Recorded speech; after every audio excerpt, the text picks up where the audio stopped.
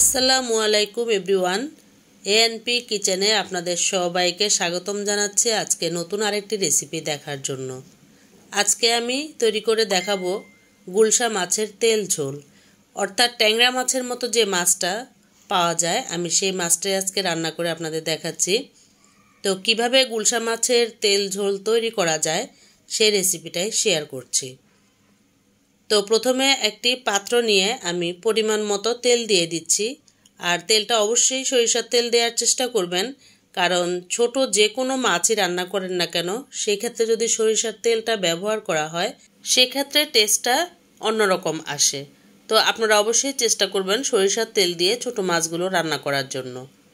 তো তেল গরম হয়ে গিয়েছে, এখন আমি যা যা উপকরণ দিচ্ছি সেগুলো হচ্ছে টমেটো, পেঁয়াজ এবং কাঁচামরিচ। পেঁয়াজ, টমেটো এবং কাঁচামরিচটাকে তেলের মধ্যে কিছুক্ষণ সময়ের জন্য ভেজে নিব।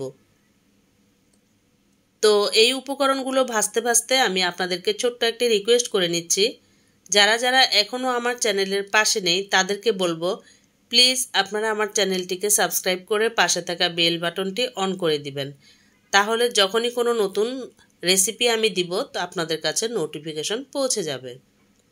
আর যারা আমার সাথে আছেন এবং আমাকে সাপোর্ট করে যাচ্ছেন তাদেরকে জানাই আমি অসংখ্য ধন্যবাদ। আর ভিডিও দেখে যদি আপনাদের কাছে ভালো লেগে থাকে তাহলে অবশ্যই কমেন্ট করে যাবেন। আপনাদের মূল্যবান কমেন্ট কিন্তু আমাদেরকে অনেকটাই উৎসাহিত করে পরবর্তীতে আরেকটা কন্টেন্ট তৈরি করার জন্য। এই তো দেখতে পেলেন আমি এখন 1 টিস্পুন রসুন বাটা দিয়ে দিয়েছি। যেহেতু মাছ রান্না করব তো একটু রসুন বাটা তো অবশ্যই দিতে হয়। তো এখন এই রসুন বাটাটা আমি একটু ভেজে নিচ্ছি যাতে কাঁচা স্মেলটা না পাওয়া যায়।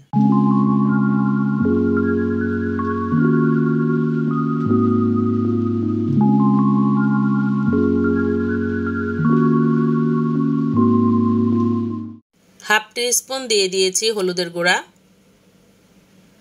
আর এখন হাফ টিস্পুন দিয়ে দিব মরিচের গুঁড়া।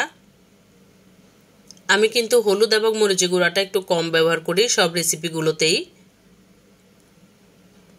1 টিস্পুন জিরার গুঁড়া,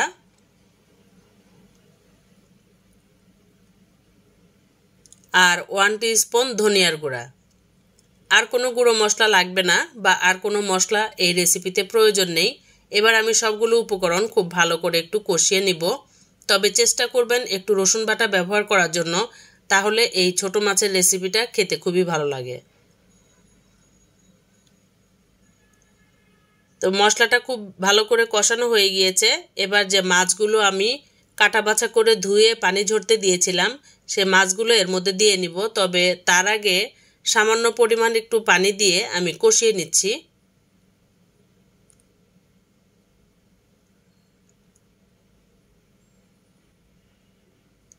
রান্না হচ্ছে একটা শিল্প আমি মনে করি, এটা মনের মাধুরী দিয়ে মিশিয়ে রান্না করা যায়, আর মন ভালো থাকলে কিন্তু রান্নাটা খুবই ভালো লাগে।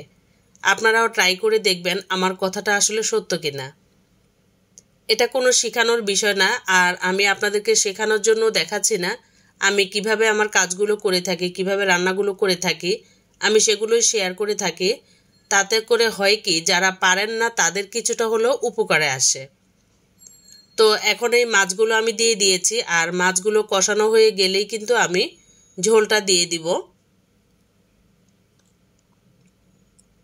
খুব বেশি নাড়াচাড়া করা যাবে না, তাহলে মাছগুলো ভেঙে যাওয়ার সম্ভাবনা থাকে, যেহেতু আমি মাছগুলো ভেজে নেইনি। তো মোটামুটি কষানো হয়ে গিয়েছে, আর এখন আমি পরিমাণ মতো পানিটা দিয়ে দিয়েছি।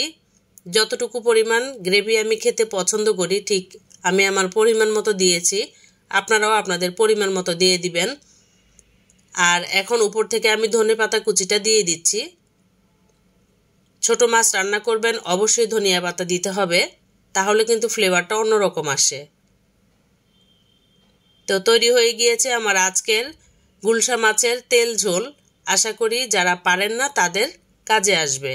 ভালো থাকবেন আপনারা। আমি এই রেসিপি থেকে বিদায় নিয়ে নিচ্ছি।